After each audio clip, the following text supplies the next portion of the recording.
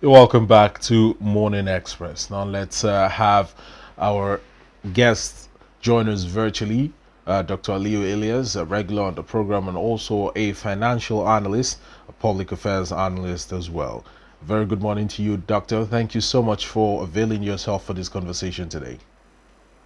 Good morning and thank you for having me.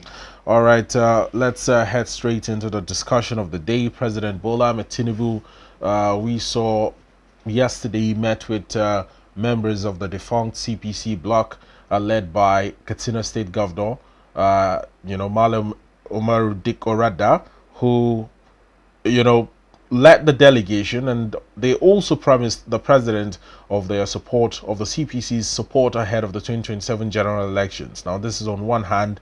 Meanwhile, the president, while making statements in the meeting, said that Nigeria had met its revenue target and is no longer borrowing locally. How do we marry this to situations in the same meeting?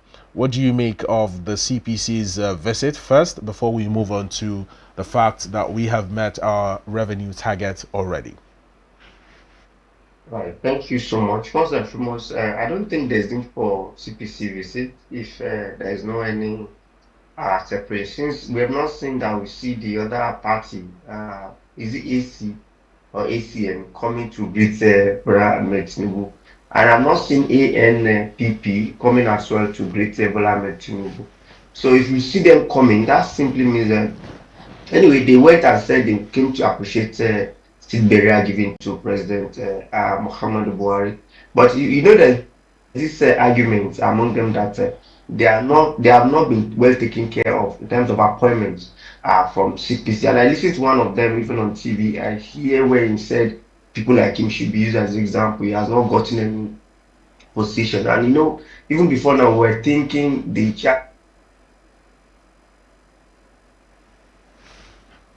of APC be given to Al-Makura, it's not given to Al-Makura. So these are the things that we actually are looking at. But however, for me, since it is APC, I don't see reason why there should be CPC. But I think we should do well because it could also catalyze to other challenges in future. They may say the APC, CPC feel as if they want to go and start their own political party, which is possible. You cannot tell what can happen. And now President former President Muhammad Buhari is not alive again to actually, control that. So I think they should be considered as well in terms of appointment, so that there will not be reason to say we are CPC, we are not CPC. Well, of course, we all know that the CPC is now defunct. The question of whether or not it is still a functional, political party that doesn't even arise. But I think one of the major, questions on the table is why does the name CPC still exist? Exactly. But that is a story for another day. However, these individuals are considered loyalists of the late former president Muhammadu Buhari and are considered to be major stakeholders when it comes to the political landscape or political scene in northern Nigeria, be it the northwest, the northeast, the north central, wherever it might be. And that the visit is some sort of solidarity visit. While on one hand they are thanking the president for the state funeral, granted the late former president Muhammadu Buhari, it is also a visit to show that they are with him when it comes to the 2027 general elections at a time when the northern region is a bit agitated as regards to the policies and capital projects being implemented by But the Tinubu-led it's administration. also a reminder. Yeah. It's also a reminder they are not being well considered in terms of appointment. You recall even President said he can consider them in ambassadorial that is still available. Yeah. You remember? I So remember, that sir. I simply means remember that. that they are visiting go beyond those things. There's an ulterior motive that says that President, we are not being well considered in your appointment. Look at our numbers. Look at us here. Though the present serving people are also there too, but they're just trying to remind the president that they are not well captured in terms of appointment. Well, let's quickly move away from that and talk about the revenue target being met, by the country, and the fact that the president is now boastfully assuring Nigerians that there will be no more borrowing. And I remember each time we talk on this program and I bring up the issue of borrowing, your words are always borrowing is not wrong. It is, part and parcel of every government in the world. How would you react to this? It appears to be good news on one hand, but the fact that we are no longer borrowing, is that also good news? Right. So, first and foremost, it appear political statement to me because if you look at the context in which President actually made that mention, Yeah. he said, "Yes, we have now met our revenue target, but we will not borrow locally again." So, recall that was what he said. He said, "We will not borrow locally again." So, has there been some borrowing, maybe selling of treasury for treasury bill, or maybe that's why they actually get to borrow through. We've also said there's one diaspora bond that was sold and all those things. So when you say we are self-sufficient in terms of revenue for now, for me, I think it's too early for him to say so because we still have September, October, November, December. That's a whooping 4 months. We don't know what will happen. We don't pray for any force majeure, which is an act of God. We don't pray for it. But to borrow boast that you are self-sufficient, then as an economist, the way we also look at self-sufficiency, we never see borrowing as a problem. But we're looking at welfare of citizens as a problem. How am I saying is that how will that translate to betterment of Nigerian citizens? Is that what we have to look at?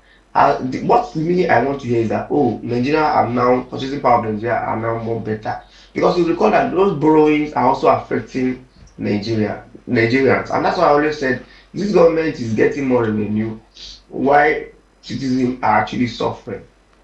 That's the way I look at it from, because if you look at our purchasing power, very, very, very poor. If you look at cost of transportation, very high. Cost of food, very, very high. These are the indicators that we want to look at. Not that government cannot borrow again. Ideally, I never expect even President Bola Tinubu to borrow. Since the day he declared first subsidy is gone, I was thinking that would have been a lot of sufficiency in that area. You also recall that it's what he's saying is not new. We've seen FRS coming out and said they have exceeded their target. We've also seen Nigerian Customs saying that they have exceeded their target. We've also seen different sources that government is expecting to get some more revenue. So I expect this type of statement maybe by January next year, where the tax reform will start and government will say we will not borrow this year, for this 2026. We have borrowed this year already. So, and in MTF, you have to borrow ahead of time. So there's no even room to borrow locally, if you ask me again. Well, let's talk about the government's, decision to diversify the economy, a call that has been made several times without number here on this platform and all over the country as well. Now, the federal government is saying that it is set to diversify into agriculture and some non-oil sectors as well. This is a welcome development on the part of Nigerians. What do you think, Dr. Aliyu? See, is the best way to go, and you are able to diversify in real time, not by rhetorics. That's where we can actually say we are boosting Nigeria economy. But let's go back to President Muhammadu Buhari. During his time, he also said he wanted to diversify, and he was able to diversify through agriculture to an extent through anchor borrower and other means of providing support for agriculture. But that is being eroded now, and that's my fear. If you look at our border, it has been opened up for some importation. I can also tell you most rice millers are actually closing shop because the import is coming to erode what they're actually producing. That's one. But in terms of, we must also give accolade to President Bola Tinubu in terms of the mining sector. That's another very important sector. President Bola Tinubu was able to create a ministry around that, and there is now a mining corporation whereby there is a structure on ground in terms of mining. Remember, if you look at Nigerian states in Nigeria, most of states have their natural resources. So if we can tap into this mining, that will help us to actually diversify our economy. So diversifying the economy, I think it's a very good thing to happen to Nigeria, and it will boost our economy, because recall the GDP that we have been having so far, the leading part of it, leading sector is service sector, which for me, until we change that before we can now say we have diversified. I won't say that service sector, you're talking about telecos, banks, portfolio investment. Ideally, as a Nigerian country, we're supposed to have our agriculture taking the lead in terms of GDP. After that, we're supposed to have our industry taking the lead before you now look at what the service sector. So until we actually change that narrative, maybe by this last quarter report, when we now see that, oh, we now have agriculture taking the lead, we now have industry taking the lead, not service sector. For me, it will still be on paper. We need to see it practicalized. Well, in terms of practicalizing it, what is also the place of Nigerians themselves, apart from just relying solely on the government? What is the place of the citizenry in ensuring that while the government is diversifying to agriculture, we also support in that move to drive the economy forward? Right. If you look at the way global community is wired, even a country, policy direction of government matters a lot. You recall when President Muhammad Buhari was committed to anchor borrower, to farm, to self-sufficiency in rice, you see we actually achieve those things. So in this case now, governments have to give us a policy direction. When you encourage people to go into mining and you give them reasons to go to mining, and you provide the enabling environment for us to go to mining, people will go to mining. So when you also give us enabling environment in agriculture, let me give you an example of Ethiopia. Ethiopia have only two main businesses. They have one, they have agriculture. Two, they have airline. If you now look at the agriculture, they have a mechanized environment in terms of agriculture. Akusi president was boasting of creating a mechanized center in different sector. But let me now bring back this. Government of Ethiopia have what we call cargo airports. How many cargo airports do we have? Do we even have at all? Whereby in cargo airport, people go to farm, they bring their farm produce, especially some perishable items like onions, pepper, all those things. They bring it every day to the cargo airport and to be exported to Canada, America, and whatever. So what I'm trying to say in short nutshell is that the value chain in agriculture must be tapped. That everybody will now have interest in going to agriculture. And we can only achieve this when there's security in the farm. Because I can tell you, you know what, most farm agriculture based state like Samfara, like Plateau, like Benue, all like Sokoto, all of them are even Niger, all of them are having fear to actually go to the farm because of insurgency, because of banditry, because of terrorism, because of kidnapping. So until we are able to also restore confidence in people by making sure that we secure all the environment and people can actually go to the farm, with confidence, that's when we can actually boost it. And if you also come back to Nigerian inflation, what is the main cause of inflation? You can see that the inflation, I mean, the general inflation, the annual inflation is decelerating. But sadly, the food component of it is accelerating. And you recall, even in inflation, 50% of the basket of inflation is even food related. So if you have food accelerating and other things are coming down and it's 62%, that means we have not done well. So until we are able to do that and not rely on what we import, but what we can consume in terms of farm produce and what we can export. So in a nutshell, we must add value chain. Nigerian citizens are ready to do those things, but there must be an incentive. Now, Government to incentivize people. Dr. Aliyu, let's get back to the statement of the president about Nigeria meeting its 2025 revenue target. How do we balance this off in relation to the 2025 appropriation bill? Is there some sort of balance? If we have met our revenue target, does that mean that the items provided in the 2025 appropriation bill will likely be implemented all throughout the year Right. I think without any hitch or glitch? yes. Now, if you look at it critically, if you look at the component of the budget, apart from government expected revenue, there is also government borrowing plan Yeah. to actually meet up the half. So now, if we meet our own revenue, it does not mean that the borrowing plan actually work. And remember also variation problem. So most of those projects that will actually emerge, how far it is. So I was expecting that government should also come out and said, we have released 60%, and this person has not done it. To come back and say we have released 60% of our capital projects, if we can hear that we have released 60% of capital projects, me, I will have confidence that yes, we've actually done. But in the situation whereby you are only maybe released 30% of the capital, excuse me, of the capital project, and you are saying you have meet up the revenue, that's what I don't understand. Recall that recently we still borrow, right? Yeah. So, and that's why I said we should clarify that he said we have met up our revenue. So it is revenue targets, not budgetary accomplishment. It's a two different. Though if you can get your revenue, you can also, but recall also that we are using over 60% of our revenue also to service debt. So as you are getting it, you are servicing the debt. It does not translate into capital project addition. Well, Dr. Aliyu, before we move on to yet another topic, I just want you to react to the president, one of the president's policies, a decision to temporarily halt the export of raw cashew nuts. I think it's a 6 month ban on the exportation of raw cashew nuts.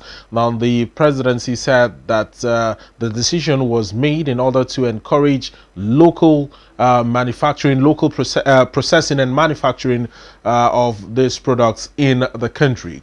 Now, this sort of policy, firstly, what do you make of it? Do you think it is a move in the right direction? And do you think more of such policies should be adopted in order to boost the manufacturing industry in the country and better our economy as well? For me, it's a good decision, but wrong time Why or so? wrong. All right, thank you so much. She not like we said, Nigeria produces about 40% of what is being produced globally. So that's a good reason to actually make sure that we did not ban it, but add value to it. So in a place of saying that we are banned it for 6 months, why not give the window for she not industry that in the next 6 months they are going to stop exporting raw she nuts, because what he just said is they are going to stop exporting she nut, raw she nuts for the next 6 months. So and it only affect global market by 13%. But do you know that it affects most Nigerians? So let's look at the nut pickers, that their own primary aim is just to go there pick. We have actually stopped their businesses. There's a way you can manage this and say, okay, keep what you are doing, but next 6 months we must change the narrative. So now a picker who has intention of picking nuts and sell it in 3 months or in even in 5 days to pay school fee, you have told the person to halt it. Perhaps, except there's a window whereby government will continue to buy the shea nut for the next 6 months. Now, three things must come in place now. For you to have banned shea nut, they must also first and foremost provide infrastructure in the next 6 months. Can we actually provide that infrastructure in the next 6 months? Number three, you must also provide fund for these people, because you can't tell them to come and add value without you giving fund for them to. So there must be maybe soft loan or what have you for them to acquire those machines to add value. Then there must also be technology. There must be technology that they will use to actually process all these things. I agree that we must not be exporting what we have comparative advantage raw. We must make sure that we add value to it, which is what we have been crying for. But for you to say 6 months without, and that shows that most this government, most of their decisions are mostly reactive, not being proactive. Remember, that's how we remove our first subsidy. That's how we jack up the custom duties. Sometimes you need to give room for people to actually, gap for you to actually achieve that. So she not ban a good one, she not adding value to a good one, but she not ban outrightly without consulting, considering those that work in that environment. And this affects our female more. If you look at most speakers are mothers. or female. Yeah. They're actually picking this thing. So this is going to affect their life and their economy. So so for me, we are expected to be proactive, not reactive. So when you just go to president was at TCAD, was at Brazil. Maybe that's why when they are exposed to how the Nigerian have been exporting 40% of the global consumption of Now, nuts. now, now, And like now, I now I said, it mean, only affect 13%. just last week, following the announcement of the ban, we saw some cashew farmers decrying that the price of shea nuts in the country had dropped from about 1 million naira to 700,000 naira within just 24 hours of the announcement. Now, this was a report from last week. We currently do not know if the price has even gone lower than the 700,000 naira. But in 6 months' time, from the period that the announcement was made, do you see any possible positive outcome of this policy? So that's why I mentioned those three things government must do. There must be infrastructure, there must be fund, there must also be technology, and there must also be training. You must train people on how they can better. But this is also the danger of it. Now it has dropped from 1 million To to seven hundred 700,000. thousand. Yeah. What does that simply mean? That means the pickers, all of them are suffering now, and it's pretty difficult now. Now that's why I said you should have give that they are going to ban export of raw she not by 6 months. So the market will go on, then the law will come after 6 months. But now you said to outside bank, so there's no exportation, there's no market, and this is danger again. You are giving market to another country, you are giving exposure to people about other country. So and that's why I said it's just being reactive, not proactive. Because if you consider those, they'll bring their own idea that yes, you can ban it in next 6 months, but let us continue doing it, so that because they have been doing it over time. So now you have affected the sales of it. If there are not exportation, the pickers will now suffer. Their income, their disposable income has been reduced. So for me, it's a good direction, but why are we not proactive? Why are we reactive? All right, Dr. Aliyu, let's move on to a political matter concerning the People's Democratic Party and its proposed national convention in Ibadan, where we have seen that the Wike camp held a meeting recently alongside some former governors, or the G5 governors, former Governor Fayoshe, Autumn, Ugwany, and the rest, who gave conditions concerning the convention, citing that if these conditions are not met, quite a long list of conditions, by the way, if these conditions are not met, the convention will not hold. Now, the PDP governors and the Wike faction, making up, the former G5, are loggerheads, and a caption here says that they are on a collision course. What is the situation like? Because every time we sit here, and it appears that the PDP is plunging deeper into internal crisis every time we talk about the party.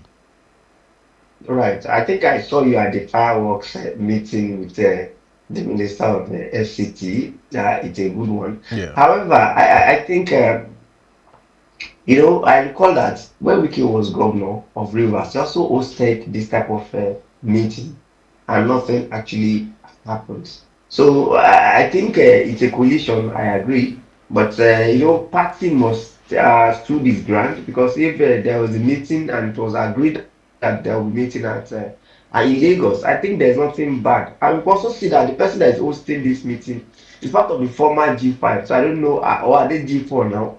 I don't know what's actually happening to them. So I think PDP must forge ahead, because I see they are getting it right gradually. So then we also see that Wiki is saying that there's also some internal wrangling that must be settled. That the position of national chairman should come to middle belt, not central as it was before, and you could see that Damagun area has been upgraded to full sham, but being upgraded, I don't think it will still be, in my own view. I think they use the upgrading of substantive chairman to actually compensate him. Perhaps by November they will get another chairman.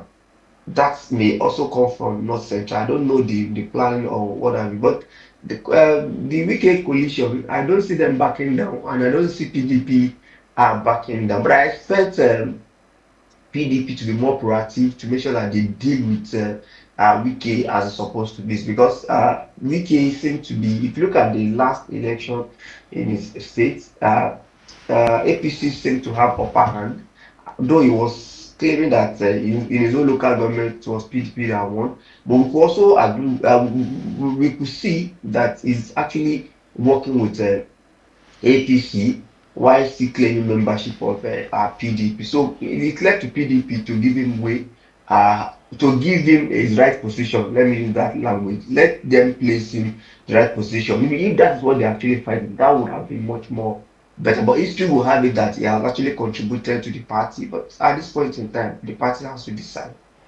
Now, some of the demands that Wike's camp had cited, well, of course, they cited some court orders, but some of their demands is that one, they want fresh congresses in Anambra and Ebonyi in the southeast, and they also don't want the presidential ticket to be, the zoning of the presidential ticket to be micro-zoned.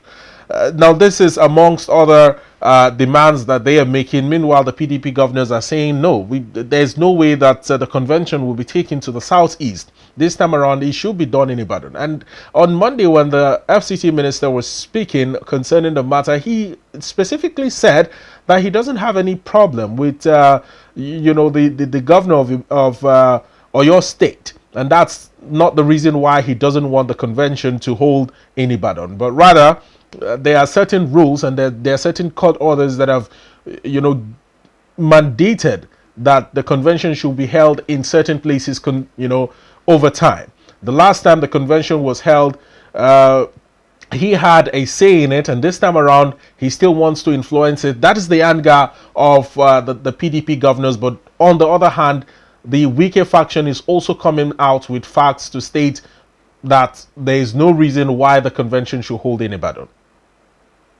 Now, in as much as we understand that convention also come with spending of money, Yeah, and there is no substantive governor of APC, I mean PDP in Ebonyi or Anambra. yeah. So I think the person who actually bring in the money, like Wiki also used to say that when you are financing the party, you must have an influence and influence. So the present governor of PDP have the right to say yes, this is where we want to host it, and this is the direction we want to go. So I think they are right in their own. Then APC, I mean the governor of I mean, Wiki saying that there is a substantial that may not hold water because decision of who spends the money, which governors are the one who spend the money in political party more. So and they have the right to say yes, this is where we actually want to have our program. Maybe they will continue to have that coalition. There's still time, maybe they can come to terms because it's still November. They can still come to terms. But I don't see Wiki backing down. If I thought you are able to solve this problem of the zoning, another thing will come. Then you made mention of the zoning. When you say micro zone, do you mean zoning within Well, when I talk the about southwest, when I talk the about south? micro zoning, the presidency has already been zoned to the south. Now, of course, it's thrown openly to the south. It can be micro zoned to the southeast or the south. That is what the Wike camp is arguing about. They are warning the PDP against micro zoning it to a particular region, whether the southeast, the southwest, the south, or any part of the south. That is politics. It will be microzone. It may not be a written agreement, But but but but it will that be is microzone. what they don't want. They want it thrown openly to the south. Yes, it is. It has been thrown open. That will not also stop anybody from other part of the southern region to vote. But they may want to actually say yes. Let us look at it from the southwest. So it depends. So, but even beyond saying it out, some group will also come and say, "Let us focus." It is just a normal thing that do happen in politics. I'm sure we can also understand. So if you have interest, you can always put his own forward too. It's not bad. But for you to tell the governors not to microzone, I don't think is a good advice. They know where they want to have it from. Perhaps they also want to go where they have a stronger strong candidates, strong base, and strong finance. Well, Dr. Aliyu, we have just about 5 minutes to wrap up the conversation here on the program. I just want you to react to yet another matter before we move on to, before we let you go, rather. The federal government, we hear, has confirmed the financial crisis in foreign missions all over the world. Now, this issue was raised, I think, sometime earlier this week, either yesterday or on Monday, that staff are being owed salaries, the commissions are in debt, and all of that. With this confirmation, do you think that there will be any move being made to ensure that the federal government restores the dignity of our foreign missions all over the world? But from what President Bola Tinubu said yesterday, it appeared to me that he also understood what is going on in the embassy, and we're expecting in no time to make a good move because they are our representative in every country, and they need to be treated well as well. And I also think that even president that travels everywhere, there are some things that he actually activated that he needs foreign nations to actually follow up. If you don't have regular and normal political head in that area and you're not funding them, it should be jeopardized. Jeopardized. So I think it's a wrong thing. Now we have not had it this low in this Fourth Republic. So I think President Bola Ahmed Tinubu needs to go out of every condition. Perhaps he has said he has met the revenue targets, and part of the budgetary allocation was also to budget for all these missions abroad. So I think you need to do the needful. It's sad that Nigerians abroad will be suffering, especially representing us, and it will be exposed to most of those things. If you ask those people in diaspora self, they can also tell you that they have been suffering because the way they actually got their things processed is being difficult. That means there may not even be adequate budget for them to actually carry out the work they are supposed to do in there. So I think president needs to do it in a matter of urgency. He also promised those people yesterday from CPC that he will consider some of them in the ambassadorial list. Well, in terms of the ambassadorial list, how soon do you think this can come up? The federal government has set up a committee to review the situation. Firstly, the financial constraint situation in embassies internationally. But when it comes to the appointment of ambassadors in all of these embassies worldwide, it's been more than 2 years down the line and nothing seems to have been done. Are we still going to wait for yet another 2 years? Well, if I'm not mistaken, there's a lot of lists that have came out where people have been penned down for this ambassadorial position.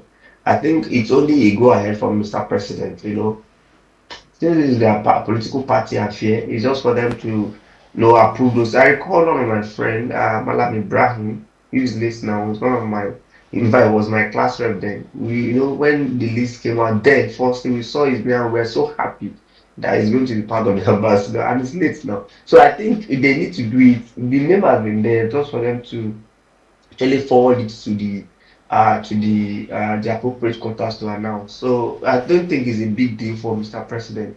They have the list already. They know the people they want to use. They can also, even within 2 days, compile. It's not a big deal.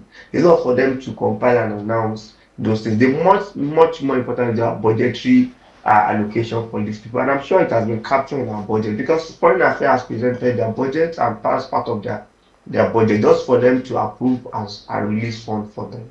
When the president visited Japan for the TCAT 9 summit, we saw the drama that unfolded with, a booth that was supposed to be for display of, things relating to Nigeria. The Nigerian booth there at TCAT 9, it was empty.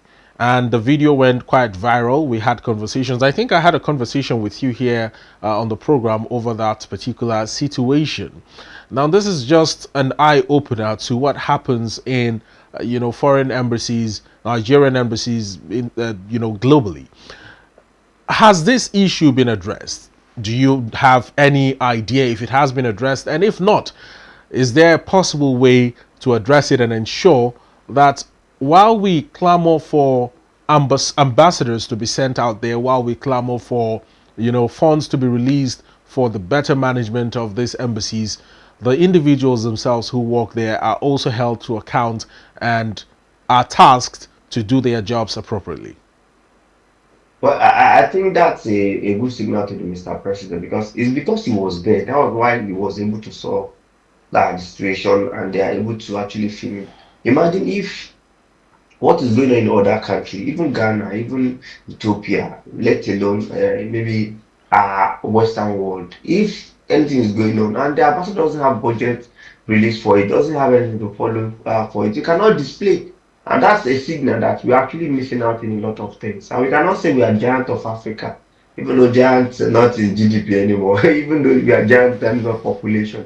We should also display that in terms of being representing. We must have representation, representative at everything that has to do with the global community. If we do not fund these people, there's no way they could actually use the money of their pockets to do it. They must have that finance to actually carry out those things. So I think president should do the needful. But I think by and large this September we may see the release of the ambassadorial list. All right, Dr. Aliyu Ilias, we must thank you so much. This has been a very wonderful conversation with you here on the program. As always, uh, we wish you the very best of the rest of your day and hope to see you again next week. Thank you for having me. Good Thank you. morning.